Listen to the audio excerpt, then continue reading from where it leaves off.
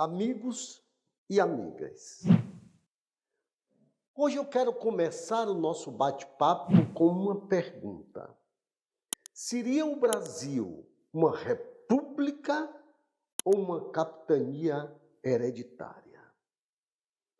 Vamos tentar responder ao longo desse vídeo. Entende-se como política a arte de bem administrar coisa pública, a arte de administrar res pública, a coisa pública. Por isso que a gente diz que uma decisão de um governante é republicana. É republicana por quê? Porque quer o bem mais sublime, que é administrar bem tudo aquilo que está à disposição do Estado. O Estado brasileiro ele tem uma carga tributária, né, suficiente para bem administrar coisa pública. O Estado brasileiro tem uma carga tributária que seria suficiente para produzir uma das melhores educações do mundo, para produzir uma saúde de primeira, para produzir infraestrutura, desenvolvimento econômico, políticas agrícolas. Olhe quanta coisa nós podemos fazer com a nossa carga tributária bruta, que é o conjunto de impostos que o governo arrecada. O governo também ele tem como objetivo ser o regulador da relação entre o capital e o trabalho e entre o mercado, entre produtores e consumidores. E esse Estado regulador, ele não pode ser muito interventor de forma que prejudique as relações de produção. Então eu tenho uma boa carga tributária. E por que a república não funciona? Porque nós temos vício arraigado do Estado patrimonialista, o Estado onde o governante ele toma as decisões como se o bem público fosse privado, como se o bem público tivesse um dono. E o dono do bem público são todos nós, é o conjunto da sociedade. Os vícios do Estado patrimonialista era tão grande que os governantes tomam as decisões direto na casa deles. Alguns governantes têm filhos que não têm nenhum cargo na presidência da República e fica lá dentro do palácio. Filho que serve a outros poderes, mas age como se fosse um empregado palaciano. Olhe, porque a nossa república mais parece uma capitania hereditária. E por que tudo isso acontece? Porque o Brasil, as eleições democráticas, elas são livres, limpas. Mas o nosso presidencialismo de coalizão leva os governantes a fazer grandes alianças. Não é à toa que o Brasil tem mais de 35 partidos. Eu costumo dizer sempre que não existe 35 formas de governar um país. Não existe 35 formas. Aí eu tenho que criar ministério para o bel prazer dos ocupantes, para o bel prazer dos partidos políticos. E eu nomeio quem eu quero, quem o partido quer, sem nenhum critério de competência, sem nenhum critério de mérito, sem nenhum critério do conhecimento daquele cidadão sobre agricultura, sobre educação, sobre saúde. Não, é quem o partido indica. Existe uma expressão no Estado brasileiro que é ridícula, mas a gente ouve isso muito nos meios políticos. Eu quero um ministério, eu quero uma secretaria de porteira fechada. Como se todos os servidores que tivessem ali dentro fossem gado. Você está vendo porque a nossa democracia, porque o Estado brasileiro mais parece uma capitania hereditária? Porque os cargos são loteados. A briga para cegar o poder ela é grande, mas aí eu saio leiloando. É assim no governo municipal, é assim no governo estadual, é assim no governo federal. E o mais grave é que eu boto pessoas sem a mínima competência. É o que a gente chama de presidencialismo de coalizão. Eu administro para ter maioria no Congresso, para ter maioria na Câmara Federal, para ter maioria no Senado. Olha o presidente atual, que foi eleito dizendo que não era político e não ia fazer alianças com os políticos. E aí ele faz aliança com o que há de pior dentro do Congresso Nacional, que é um tal de Centrão. E o Centrão loteou todo o governo. Está lá os grandes caciques dos estados brasileiros como ministro. O que fazer com isto? De que forma se fazer? De que forma melhorar isso? Nós temos a receita.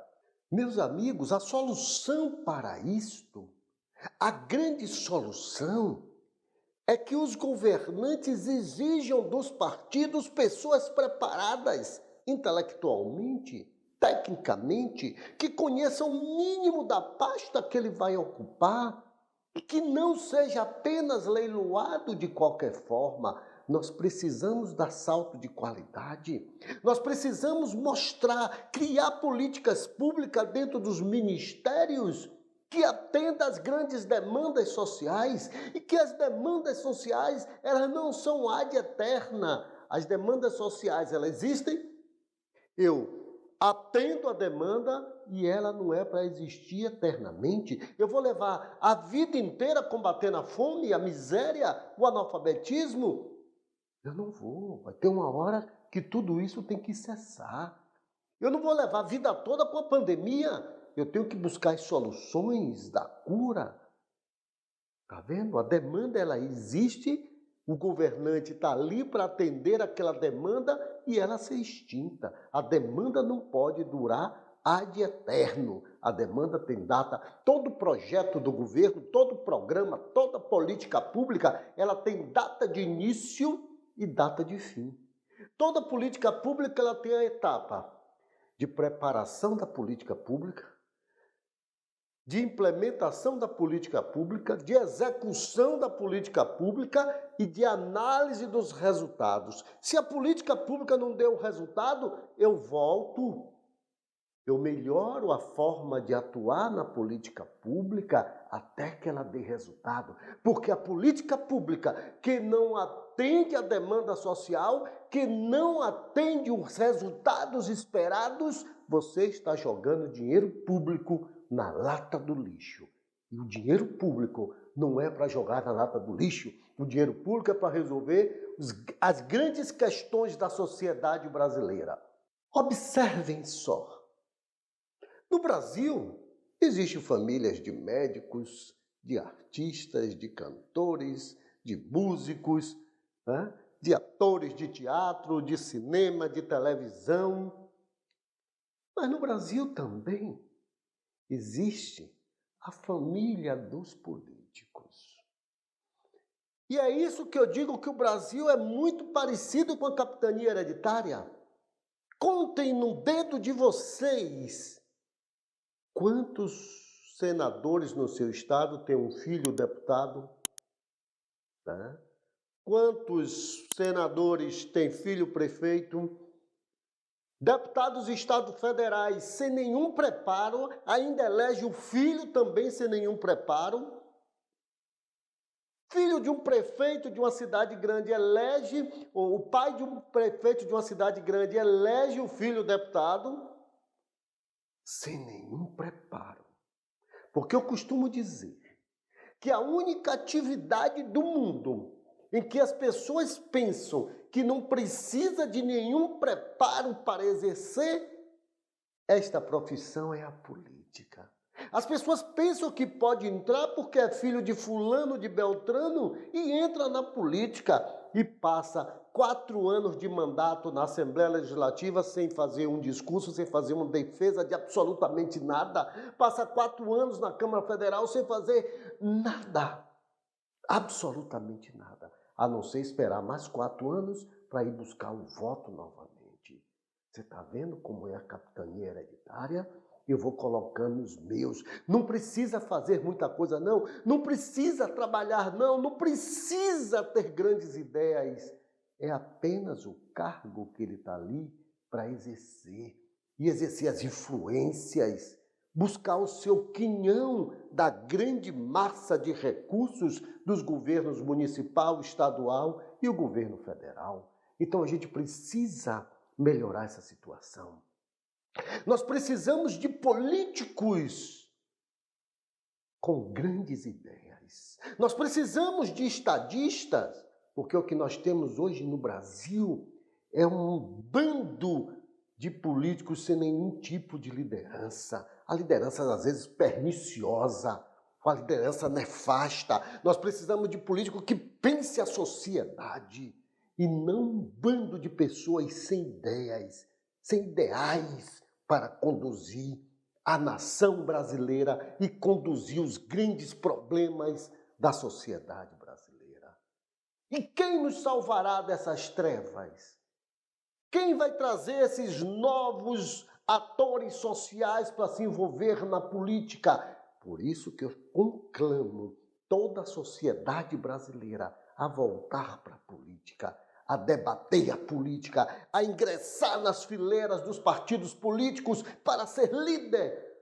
O líder, ele precisa participar do processo político. A gente precisa formar grandes lideranças políticas. A sociedade urge, a sociedade está clamando por grandes estadistas. Estadistas que pensem o Estado brasileiro, que pensem a juventude, que pensem os trabalhadores, que pensem os empresários, que pense todo o conjunto da sociedade civil organizada, que pense aqueles que não têm voz e nem vez. Nós precisamos dar atenção a essas pessoas e não eleger apenas os filhos dos grandes da política, porque os grandes da política, eles têm os recursos financeiros, tanto dele como do pai, do avô, né? Dessa turma que herdou, né? Que teve uma herança absurda à custa da exploração do trabalhador brasileiro, do índio, do negro escravizado, e eles herdaram tudo isto, enquanto que os mais pobres não chegam perto do poder. Então, minha gente, fica a pergunta: eu sou uma república ou eu sou uma capitania hereditária? Para eu ser uma república, eu tenho que ter grandeza na tomada de decisão. Eu tenho que abominar o Estado patrimonialista. E eu tenho que vangloriar a participação social, ouvir os grandes atores sociais, respeitar as arenas decisórias, respeitar as arenas de cada atores sociais. E não fazer uma republiqueta em que manda são os filhos e os amiguinhos dos filhos. Nós não precisamos disso. Nós precisamos de estadista. Um grande abraço e fique com Deus.